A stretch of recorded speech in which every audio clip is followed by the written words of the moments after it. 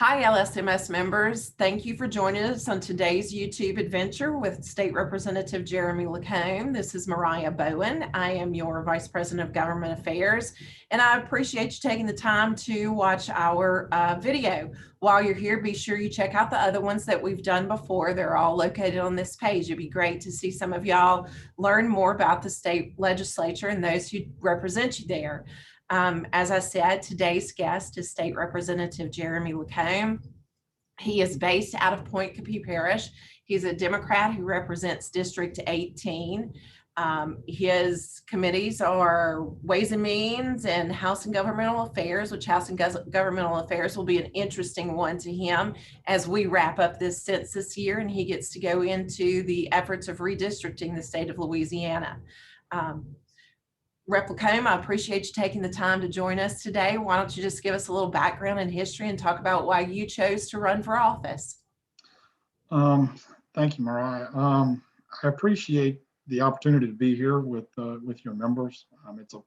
It's a group of folks that I kind of connect with and understand. My wife is a physician at LSU in Baton Rouge and an internist with the internal medicine residency program in Baton Rouge. So she and I were together through her entire experience of medical school and residency and all of that. So I have a pretty good background and understanding and quite a group of friends of mine that were, classmates of hers and work with her and colleagues and stuff.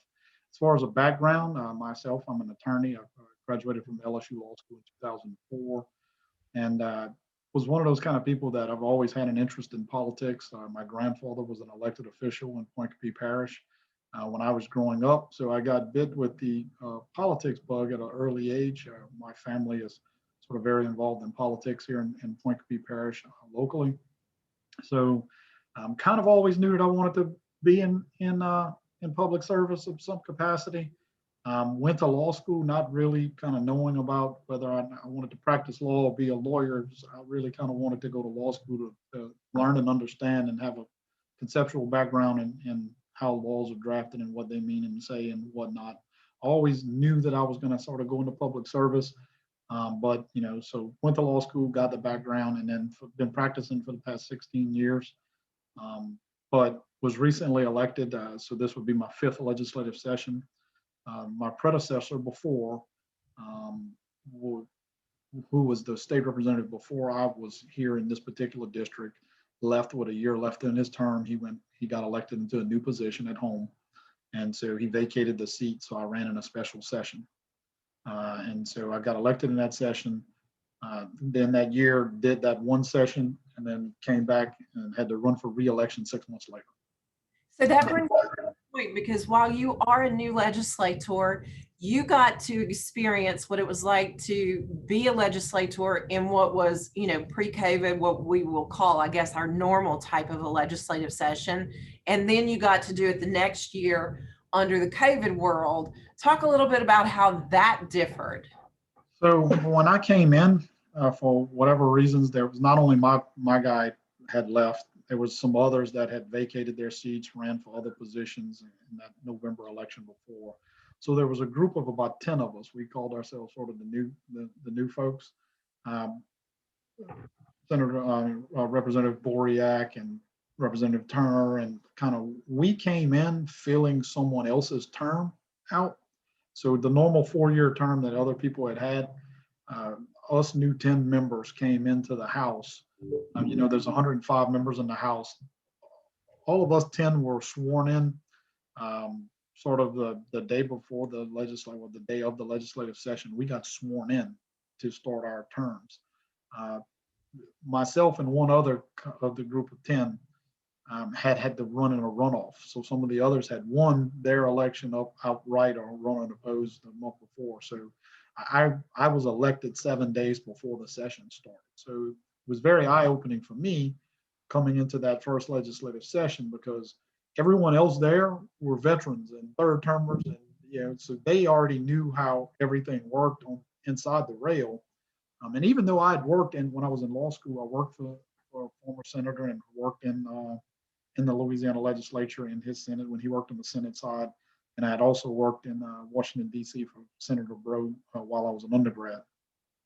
being an actual legislator is completely different than having been a staffer of a legislator. It's kind of quite different. So I went in to that session. It was basically trying to drink out of a fire hose, trying to figure out stuff. I made quite a few jokes then, 10, 15 days in, and I'm like, look, I'm just trying to find a bathroom in the building, much less how to get my feet under me for legislation. But it was very eye-opening, and it was a wonderful experience because the former speaker put me on Ways and Means, which was a very important position as far as taxation and all of our tax bills and capital outlay. So I was basically a brand new freshman. They had an opening on Ways and Means. He put me there. I also got put on retirement, which I knew nothing about retirement, but that was kind of the give and take. He said, I'll get you on Ways and Means, but you're going to have to serve on retirement. So I learned quite a deal about state retirement systems and lasers and all of that during the process. But pre-COVID, us 10, we didn't really make much of an impact. We were all trying to learn at the time. But due to term limits, 6 months later, when we got elected, this is how term limits have really affected the bodies and the things that they work on. I served 6 months in the legislature. 6 months after that, when everybody else, all those term limited legislators filled out their third terms, there was 40 something new members got elected that fall. So I ended up being more senior than half the body with only 6 months experience. So there's a lot of new people there, a lot of new faces who are trying to fill their way out and understand. I feel like us 10 in our little group, we got a leg up. We were able to be there for 6 months, get our offices straight at home, understand how to deal with constituent calls and understand how the committee processes work and how things come in, legislation originates, how it goes through. And while I got elected so close to the start of that term, I wasn't able to bring any of my own bills. I was able to work on projects and things in capital outlay that my predecessor had brought before. I have a wonderful senator that I serve alongside who represents my district as well. So he was a great teacher. But those pre-COVID days were way different than the post-COVID days. So once we got elected again in that fall to a full 4-year term, our first legislative session coming in last year in 2020 basically got suspended a week and a half in. So we had filed all these bills and had everything ready to go and everybody's going. And this was right at the onset of COVID, and just sort of the whole entire process of our state government kind of went into a logjam. It's different now. People like yourself who are advocates for groups or entities or lobbyists and people who represent special interests who come up there and have a working relationship with the body. You've seen yourself how those opportunities sort of went by the wayside. Restrictions on the number of people in the building, committee meetings where stakeholders were not present or even allowed to be present. One of the important functions of our legislative and our state government is ultimately, to cast as much sunshine as possible in the process. To have all the stakeholders up there, bringing their ideas, talking about their people that they represent, the actual people themselves to come up and testify and give us their experiences on bills. And I felt like a lot of that was kind of muffled because, people were fearful of coming up and testifying due to potentially being exposed to COVID.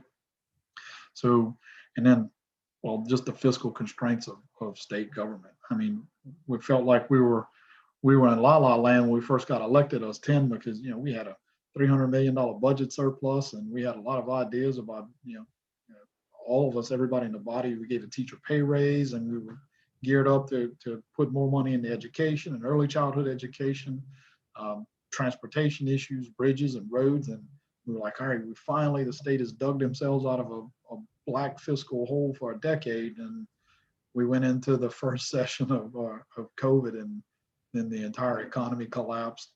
Overnight. So, and particularly for Louisiana, where we're so heavily tied to the world markets on oil and gas, we're so dependent upon tourism and those types of opportunities here in the state. The top 3 market indicators for the state of Louisiana was getting crippled all at the same time. I mean, you're talking about Jazz Fest and all these big festivals were, being canceled. The unemployment rate skyrocketed because of COVID. People were staying home. No one was traveling, no airline travel. And then the things that are sort of outside of our control in the country here, the world oil market.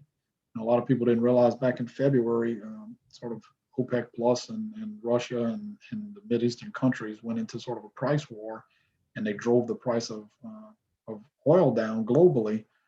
Well, that depressed our drilling and economic opportunities here in the States. So we saw just massive arms of state government, how we collect our revenue and generate our revenue, get crippled. All at the same time, it was a economic tsunami from on three fronts, and all of it was crushing. So, we went in thinking we had a $500 million surplus, and that got wiped away, and we were sitting at $1 billion deficit within a few months.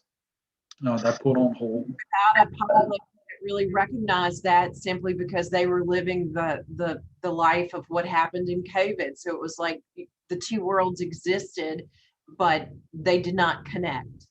Yeah, and it, and we're unique in the state.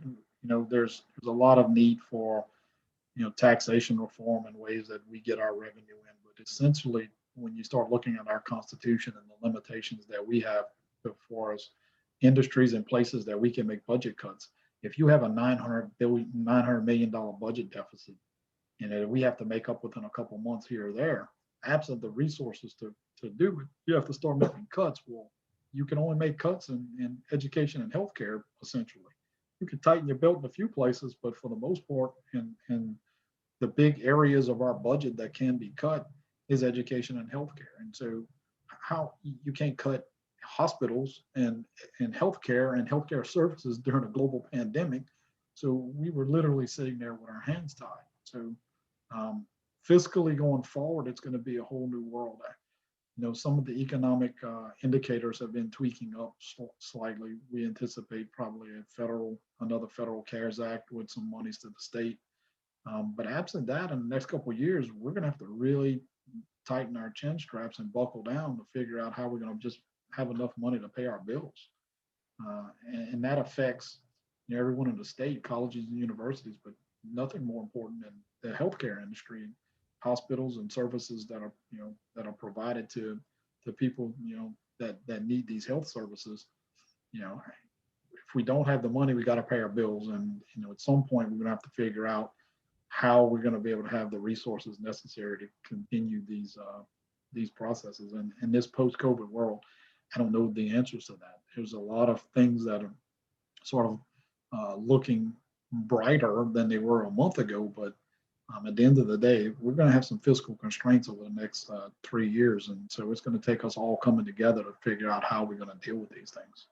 And in this next legislative session, which of course is supposed to be fiscal in nature, but you all get 5 pieces of legislation that are non-fiscal.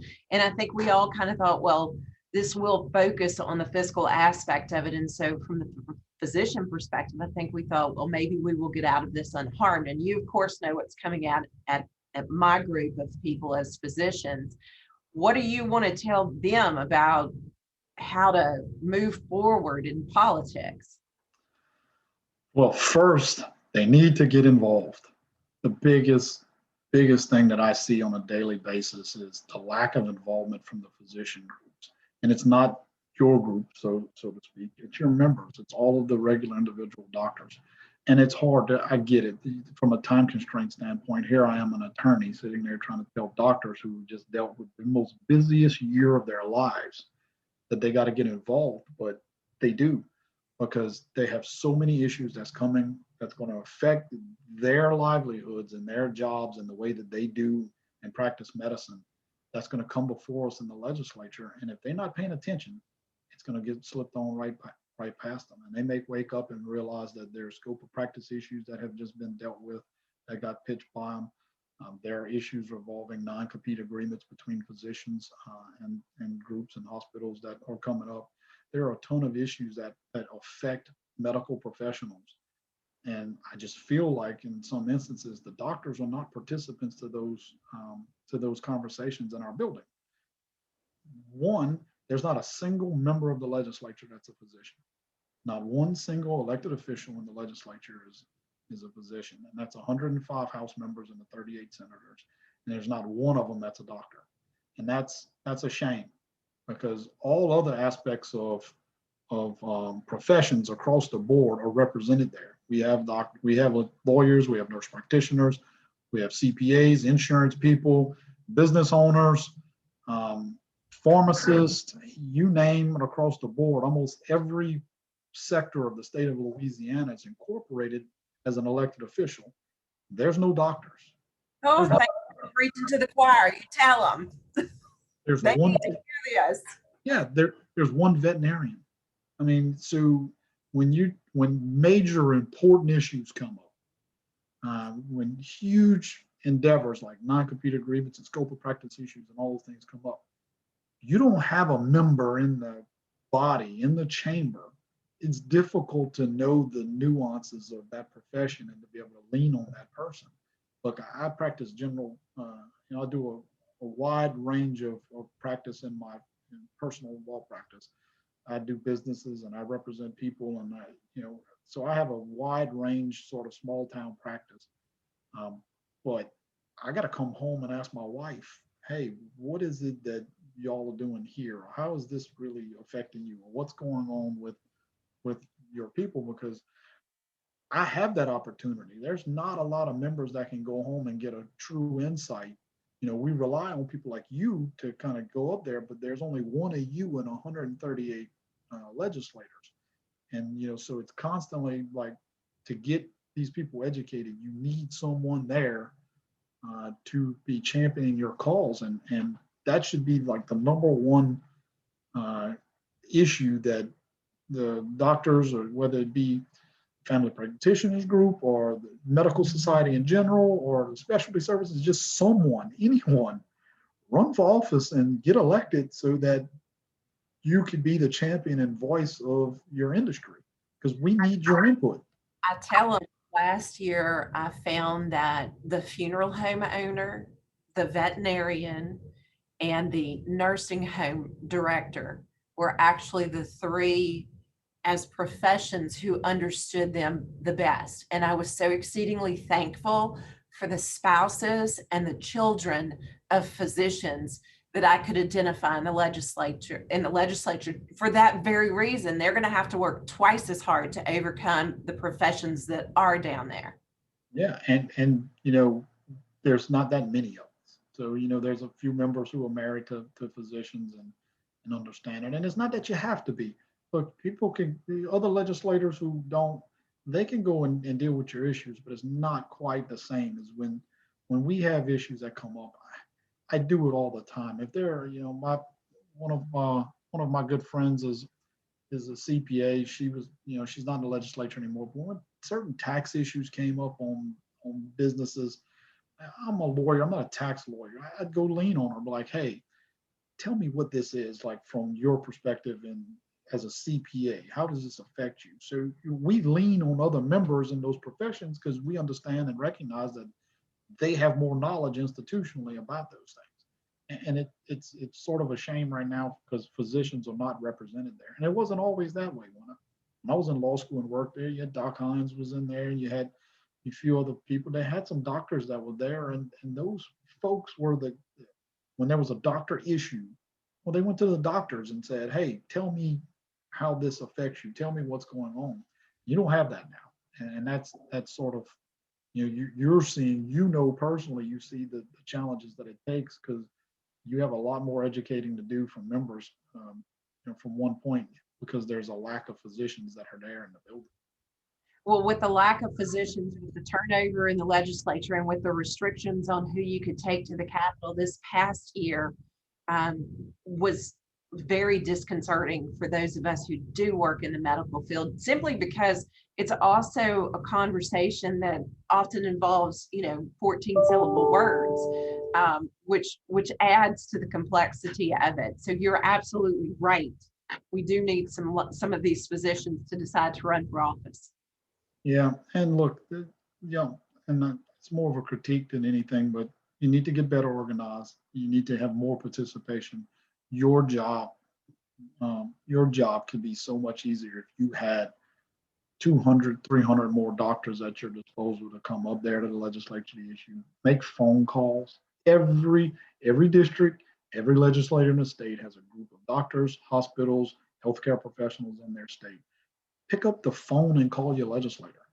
If that's the least you can do, is to pick up your phone and call your legislator to express your desires on certain bills, then at least do that. Let them hear from you and understand that, hey, we have this bill that's coming before you and it affects my job and my ability to practice medicine, or my livelihood, or my family's livelihood, or the best interest of my patients, for safety issues and all these other things. Let your legislator know. You can pick every legislator in this state as a home office with legislative assistants that are there, or easily accessed by via phone, cell phone, email. You can get in touch with them. You can walk in my office. My office is open to the public. My constituents walk in all the time and they sit down and talk to my legislative assistant, and she takes them out and we get in touch. But that's what it takes. It takes them engaging in the civic process. And that's been sort of sorely lacking from a physician standpoint for a while now. It has indeed, and we certainly hope that we're going to find ways this year to overcome that. So you've got 5 bills. Do you have anything interesting out there that you're going to be bringing this session? So, I wish I could tell you that it would be the most groundbreaking and earth shattering of sessions. I got 5 bills. I got a couple of local issues that I'm dealing with, so that I'm bringing on behalf of my parish president, and that would take care of only just sort of my local district. And then, I am working with a group of physicians to do. I have a keen interest. For 20 years, I've owned and operated a nonprofit cancer charity, and so I take a keen interest in anything related to cancer patients and things that affect them and deal with them. So yesterday we had some interesting conversations with some of the doctors, oncologists, and folks who are interested in that, to potentially bring a bill and look at a bill on delivery mechanisms of medicine. I don't know if it's going to come together or not, but there's some issues that are creeping up there that comes up that I think that maybe needs to be addressed. So we may start working on that. And for the most part, though, I try not to bring some heavy piece of legislation. As you said, this is a fiscal session, and virtually every bill this session is going to be tax in nature, dealing with tax in nature. I'm on Ways and Means Committee, which every tax bill is going to originate in our committee. So our committee members have been working hard for the past couple of months to deal with these bills, try to get an understanding of them. The 5 general bills are out there and available, but we're going to have to look at every tax bill that comes across our board.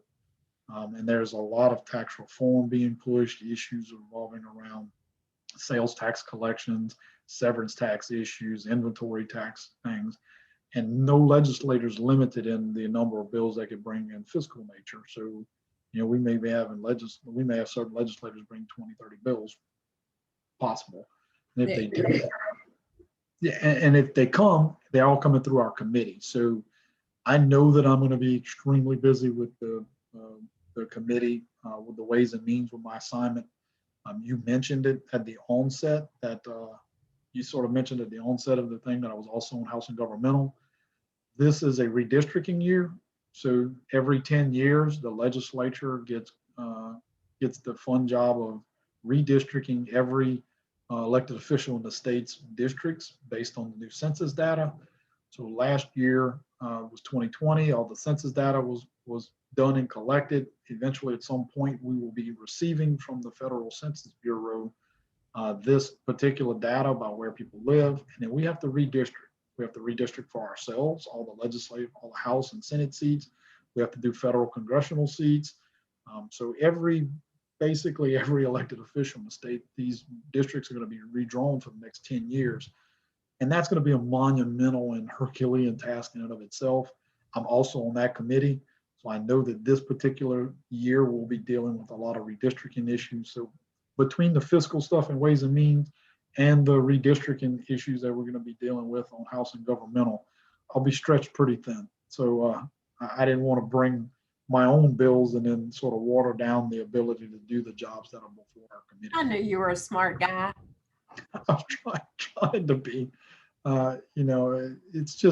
It's difficult if you start picking up, because look, taking a piece of legislation and authoring it and bringing it, it's a big task. You got to go through the committee, sometimes two committees on the House side, and then to the full floor, and then Senate committees, and then full Senate floor, and then to the governor. It takes up a lot of time during session. So if I was going to bring any kind of massive sort of weight carrying bill that we were going to have to do, I don't know how I'd be able to do as much as or dedicate as much time to the tax reformation issues we're going to be dealing with in the House, and certainly the redistricting stuff we're going to deal with. And to top it off, I also am the vice chair, serve as vice chair of Homeland Security. And that's one of those committees that you kind of get the assignment and you're like, oh, that's great. We're going to meet once this year. Well, then COVID hit, and then our Homeland Security committees, we had 7 hurricanes and COVID. So our Homeland Security committees, both in the House and Senate side, have also been quite busy with assisting the Unified Command Group and the governor and the legislative issues with dealing with hurricanes and COVID related stuff. So it's been one of those things. I'm going to take a break from under my 5 bills, because I'm dealing with quite enough at the committee level. It's been a tiring year. Aren't you looking forward to a vacation? I would like to have a vacation. Yeah. Would be fantastic to be able to do that, but also, with all the travel restrictions that came down last year, and my wife was pregnant, so we did an entire pregnancy in the 2020 COVID year. So there's a lot of freaking out about, dealing with my wife at the hospital, taking care of COVID patients while she's pregnant. So, we tried to lock ourselves down and stay away from family members and just hope for the best with the pregnancy. And then, our newest son, Griffin, was born in September. So since then, just trying to avoid either of us getting exposed and taking it home to him while he's an infant. We haven't had any vacations. We haven't had any travel and quite a bit. And we was actually scheduled to go to Dallas last week on a vacation. We found ourselves, my wife was off service, and I actually didn't have anything set, and the kids were out of school, and I was like, let's go to Dallas. And then that got canceled with all the weather. So, that's how it's just one thing after the other. So you got classified as what did y'all get classified as? But you got classified in a category where you get to get your vaccination. Are you going to do it? Absolutely. When the time comes, yes.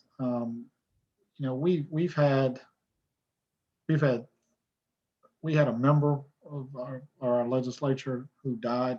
He was in our house. He came in when Reggie got elected. We served for a couple of weeks together, and then he got sick and passed. And then since then, we've had 2 former representatives that I've served with in that last term.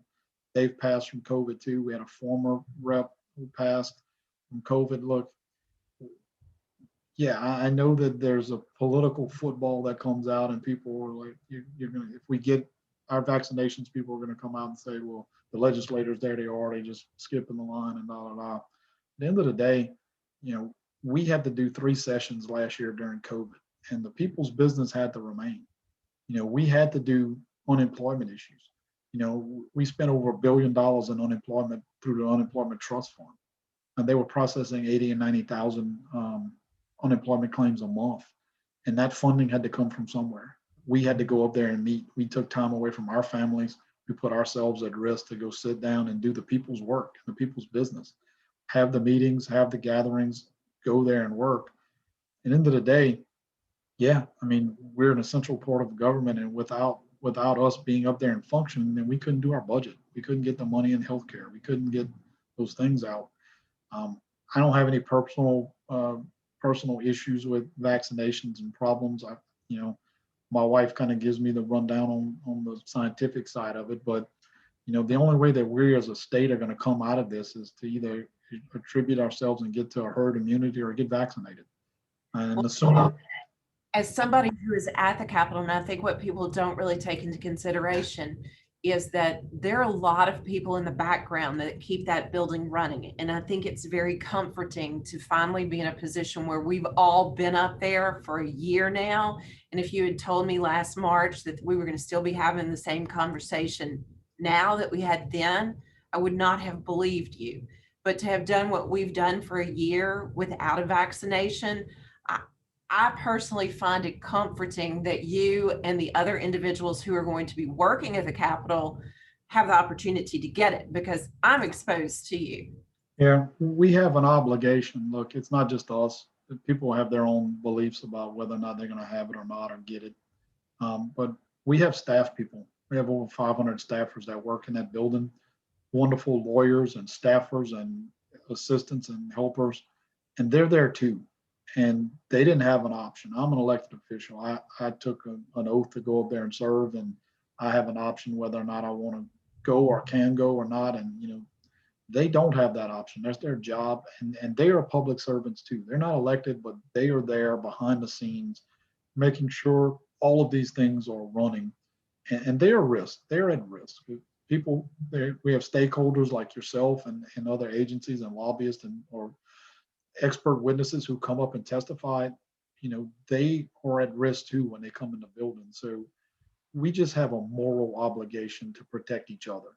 All of this political football between, right, left, vaccinate, that's sort of irrelevant. We have a moral obligation to each other to ensure that the best interests of what we do protects us all. So yes, when the time comes or whatever, we'll get vaccinated, and I'll encourage everyone else to do it. That's an example.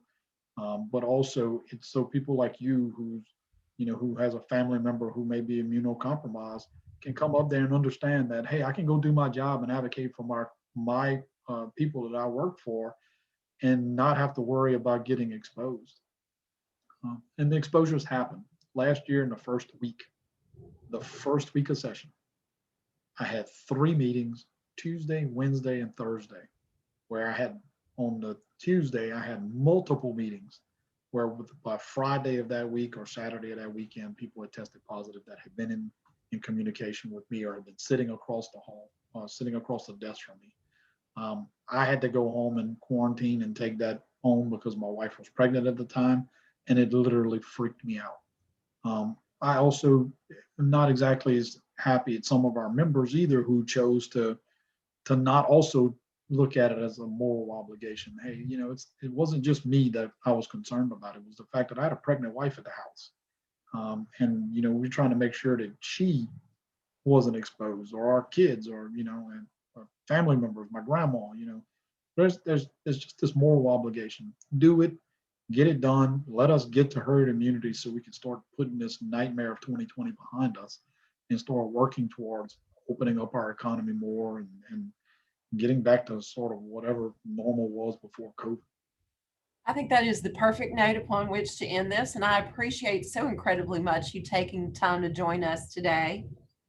Yes, ma'am. Well, anytime. I certainly have your members' interest at heart. It affects so many people in the state. Doctors are our sort of cornerstone of the delivery of healthcare.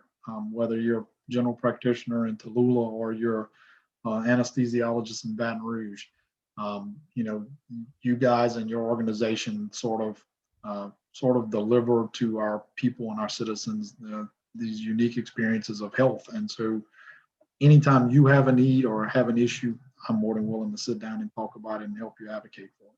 You have been a wonderful advocate for us, and I have enjoyed so much getting to know you and working with you. Yes, ma'am. Well, look forward to seeing you a lot this session too. Yes, soon. Soon. Right around the corner. Yes, ma'am.